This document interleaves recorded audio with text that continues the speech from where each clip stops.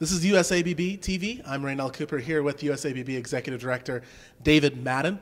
Oftentimes in these interviews we talk about the long history. When we're talking about our history, the History Bowl tournaments, we talk about the long history, the halcyon days of 2010 and all of that. But USABB has a little bit of a shorter pedigree going back to earlier this year. Yeah. What was the process like getting a tournament from conception late last year to the first announcements in January to running a national championship for that event just here in May?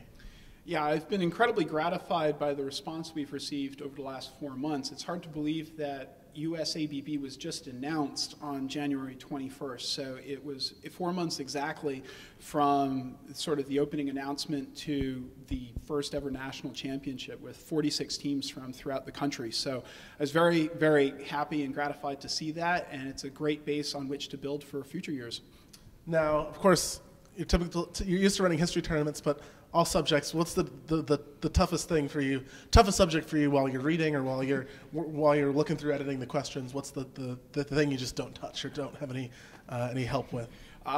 Molecules, I guess. The names are like that long sometimes, so I think, like many readers, I can every now and then trip over those. But I've been reading Quiz Bowl questions as well as History Bowl questions for well over 10 years at this point, so it's not that difficult, honestly. But as far as the editing goes, I will say that I certainly defer more to Brad Fisher and Kristen Stray and our question writing team for questions on math and science, but fortunately they have a background much more in those fields. So between what they're able to provide for math, science, and what I look at for history, and then we sort of split the other subjects, as it were. But I have to give them a great deal of credit. They did a great job in prepping this set, and really, I spoke with Brad back in the fall about whether they felt comfortable in taking this on, and had he not been comfortable with it, we would have waited a year.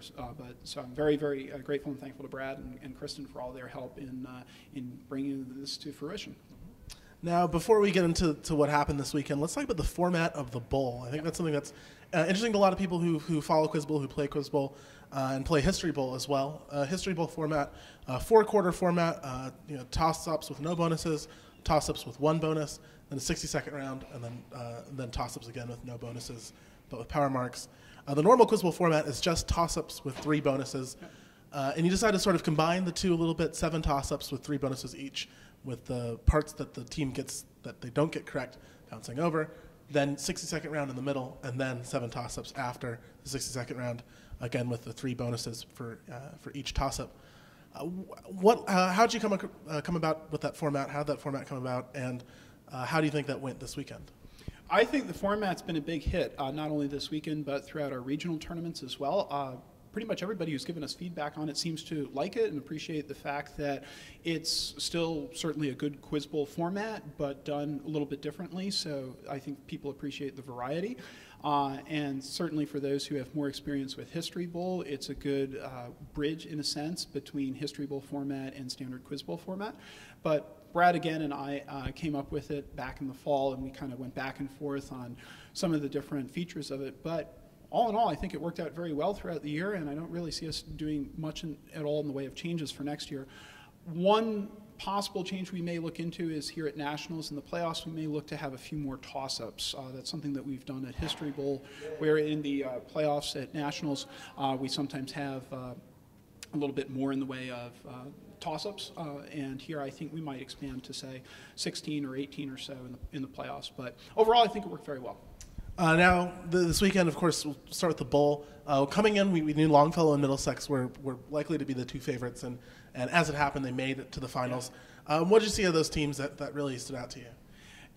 I was actually out of the country, so I wasn't able to watch the match at MSNCT, but I followed it on the live blog, and it was extremely riveting just to even follow it that way, and how privileged we all were to get a chance to see them have a great rematch here, and once again it came down to the final questions. So both teams certainly incredibly evenly matched, and certainly it could have gone either way, but I got to give credit to Middlesex. They came through on both occasions.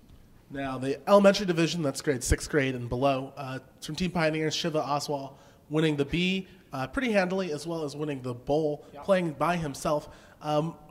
Just talk about Chubba for a little bit, and tell me why you think he's able to do so well in this atmosphere. Yeah, let's not overlook the fact that he also won the National Science Bee on Friday as well. So he won the triple crown, as it were, of USABB Nationals. But I think it's absolutely terrifying if you're going up against him for the next still 6 years, even after this year, in terms of middle school and high school level quiz bowl. He's already performing at an incredibly high level at History Bowl Nationals. He again played as a solo team and made the upper bracket rounds of the junior varsity division, which is typically 9th and 10th graders. So we knew coming in that he was going to be a force to be reckoned with, and certainly he did not disappoint this weekend. But he's got an amazing confidence and just plays with great panache, and he looks like he's having fun, and I think that definitely helps him to do well. Now up here just now is the U.S. There we go. Very close though. I almost with the full weekend. The U.S. Academic B Championships. Yeah. And it's a veritable who's who of talent up there. But William from Longfellow coming up with the win. What did you think of that? A lot of coming in, Justin Young and John Phipps were some of the favorites, but what did you think of Williams' performance up there getting the win? It was interesting just a minute ago to listen to Williams' interview, since he sort of commented that he felt the pressure was off a little bit, and sometimes that can really help a player to be in the zone a bit more, and playing with maybe a little less pressure off his shoulders. He was able to just focus when he needed to, and he came in great with some early buzzes on some of the science questions, especially in that final match. But that was a great B final as well. Really every single player was in it right to the very end. So for him to have secured the win over that field was very impressive. Now, USABB this year, we ran quite a number of regionals, but of course, as we mentioned, a shorter schedule, most of those happening just in the last month and a half or 2 months. What does it look like? The regional calendar, of course, no dates really are set, or very few dates are set, but looking next year, what's the regional schedule going to look like, and what's nationals going to look like for USABB? Sure. So I'm happy to announce that Marshall Mullins is going to be the Director of Logistics for USABB going forward, and he's going to help us go from, I believe we had about 9 regionals this year. Next year we're looking to be up in about the 30 to 40 range. So we'll have only just one set of regional questions, but we are going to want to mirror that in as many locations throughout the country as possible. The qualification methods for USABB Nationals will continue to be relatively flexible, in the sense that it'll also still be possible to qualify at other Quiz Bowl tournaments as well. So that'll allow us hopefully to continue to build on what we've already seen this year. For Nationals, it's a little bit up in the air at this point. The one thing that I can say with absolute certainty is that it won't be on the same weekend as MSNCT, and it won't be on the weekend of National History Bee and Bowl Nationals either. So we'll find as best a date as we can, but around this time of year, so late May, early June. And looking to keep it here in Arlington? Possibly. We'll have to see. We don't have a contract signed yet, but we'll consider the hotel where we've been at here, also look at other places in the D.C. area, and possibly a little bit farther afield as well. But that'll happen within the next few months, and we'll announce it as soon as we have it. So if you want USABB Nationals to come to your home, put in a nice pitch and find us a hotel with massive ballrooms and breakout spaces. And breakout spaces. An obscene number of breakout spaces, and it could be you, could be your city. But definitely looking forward to that, and looking forward to hearing those announcements in the coming months. Anything else you'd like to say before we depart? I just want to thank all the teams, all the coaches, players, parents, and staff for all their support. Thanks to, again, Brad and Kristen for their help with the questions, and all of our writers. And we're very gratified at what we've been able to accomplish in 4 months, launching USABB from zero to a full-fledged, legitimate national championship. And we're very excited to see this grow in the future. So thanks, everybody, and we look forward to next year. Yeah, definitely looking forward to next year, and of course another year of USABB TV coming up as well.